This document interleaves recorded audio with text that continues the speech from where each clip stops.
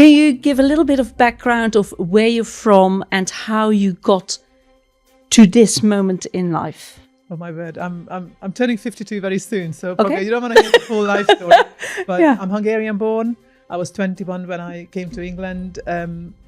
It was really an opportunity. Funny, back at the time and for many years afterwards, people said, "Oh, you were so brave." Well, I was just sort of running away from things that weren't happening, and I suppose it sort of set me up in a way that it was an opportunity, and I took it.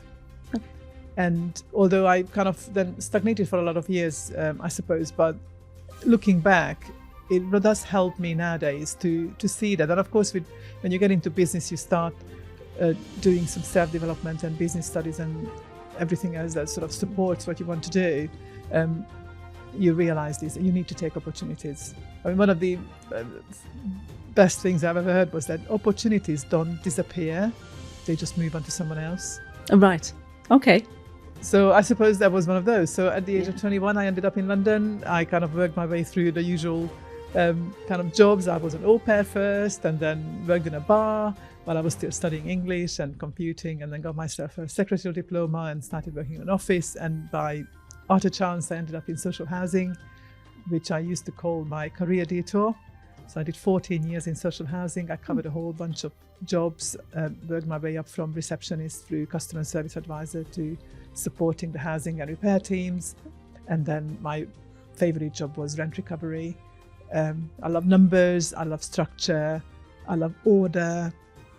And I was very proud to say that, I never evicted anyone, yet I reduced rent arrears in that company by a number of percentages, which may not mean much to people, I suppose, as a little throwaway remark like that, but it was quite an achievement.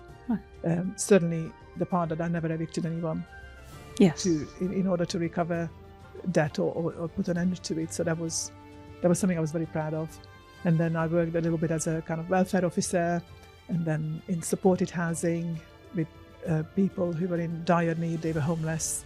So yeah, I kind of covered a broad variety in social housing. And of course, all of that has given me a huge amount of life experience and work experience.